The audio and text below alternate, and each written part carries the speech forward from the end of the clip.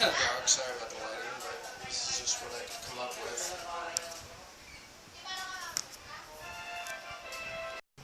Yeah, here's a little work area that I have set up. This light is bad. This is part of the 1.0 version.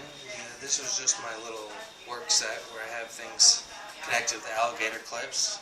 These are my power transistors. And over here is the breadboard.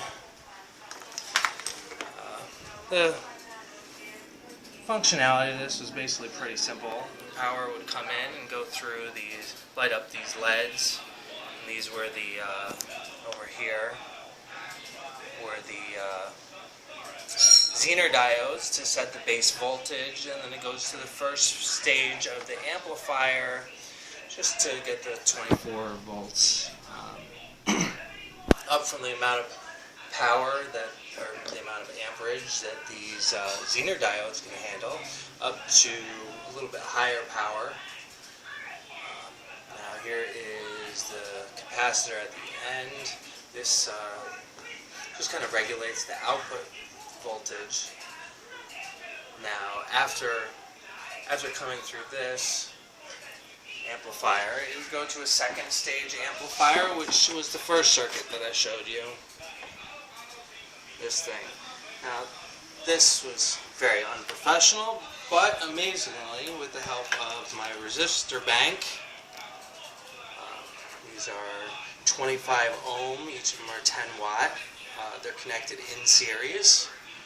Again, not the most professional, I didn't even solder them, but believe it or not, this circuit worked. So, I went out and bought some real equipment. Now I have this heat sink that I bought. It still needs some holes drilled in it, but that is what will house these transistors that get very hot. I don't know if it's still here.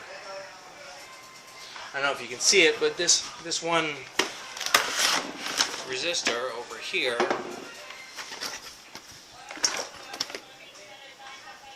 was so hot that you see that it melted plastic on it. Notice it melted this wire. It's because when it was running, connected to the solar power, it was accidentally touching this and almost caught fire, but didn't catch fire. It just melted the plastic. Fairly sure it still works, but I'm not going to trust it for long-term operations. This was just for testing, anyways. This way. Let's use the light. The heat sink and the PC board, which I'll attach this to. Again, I apologize for the light. This is just what I have available. Now I finally bought the 10 watt, or excuse me, 5 watt, 0.1 ohm resistors. Now these to power the new power transistors, which are the same things, the 2N3055s. These will be connected onto the heat sink, and these resistors will make sure that each of those other power transistors that are the second stage amplifier will be receiving the same amount of power. And this is at the first stage. I also have the new Zener diodes. They each can handle 1 watt, so I'm going to have to put them in series, even though they say not to. So I have 4 12 volts and 6 volts here somewhere.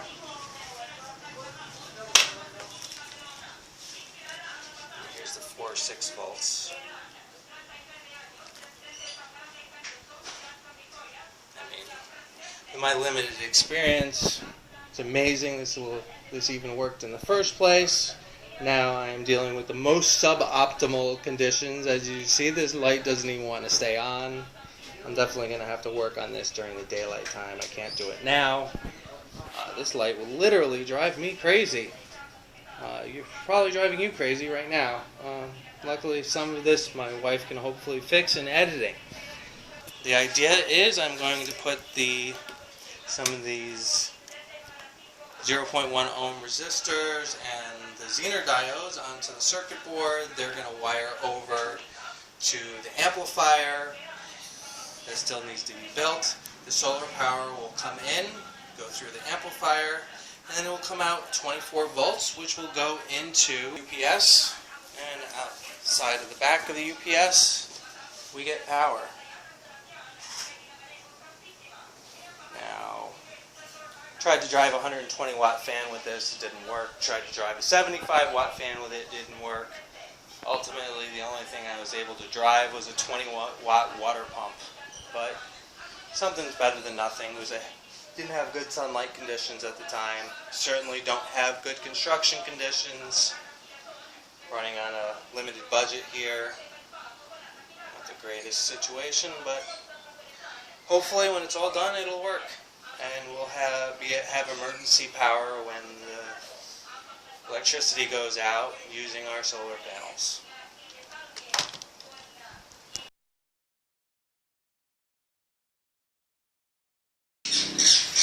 Okay, we're in the middle of constructing this circuit. We bought some additional equipment, some connectors to add to the board.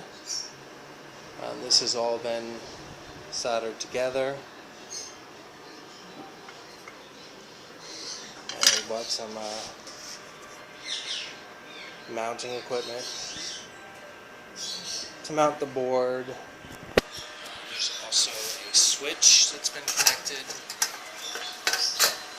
right here. That will be switching between the 19 volts and the 25 volts. See, we've already drilled the holes in the heat sink and connected all of the power transistors. So far, everything's going pretty smoothly. No problems yet. We also have some connectors to easily connect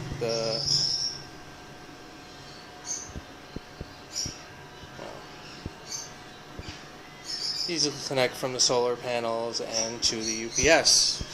The UPS is right here. We connected the inside of the UPS. The batteries aren't in it anymore, and the power is coming out here, coming out the side of the UPS.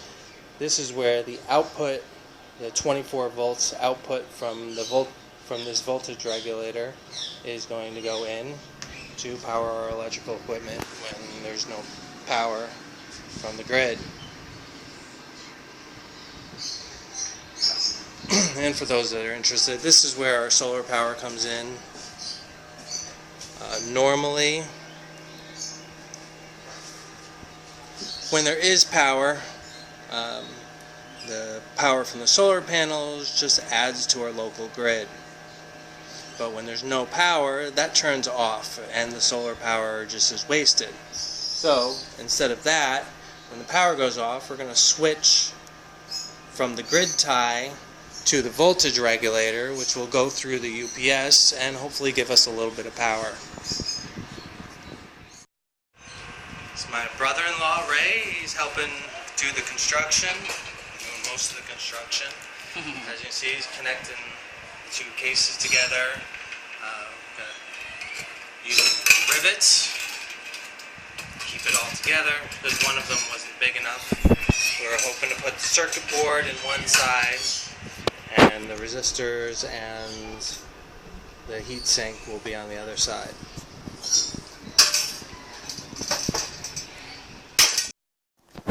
Okay, we're nearing the end of the construction here. See, we got the resistors and the amplifier connected.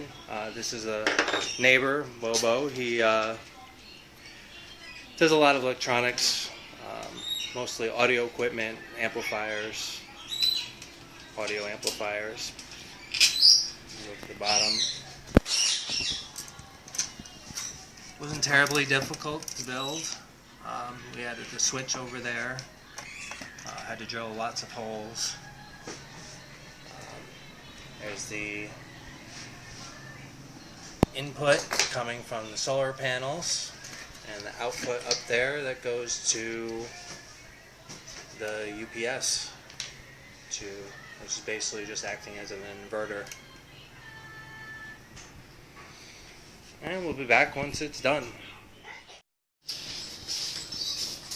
So this is the final thing. It's all put together. You can see the switch is connected. There's all the wires. There's the board. Here's the output and the input. So this is all ready for testing. Okay, it is now all put together. There's the connection to the UPS. And there it is, all assembled and connected. Well, it's not connected right now. You can disconnect the grid tie, and that will turn off. Over here is the other switch. Just turn that on. And it's running. You can see the lights are on in it.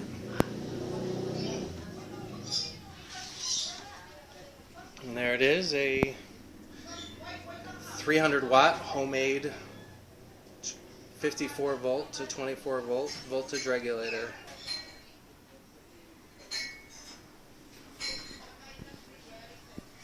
So the power comes in from the solar and goes either to the grid, and if we lose power we can turn off the connection to the grid and turn on the power to the UPS.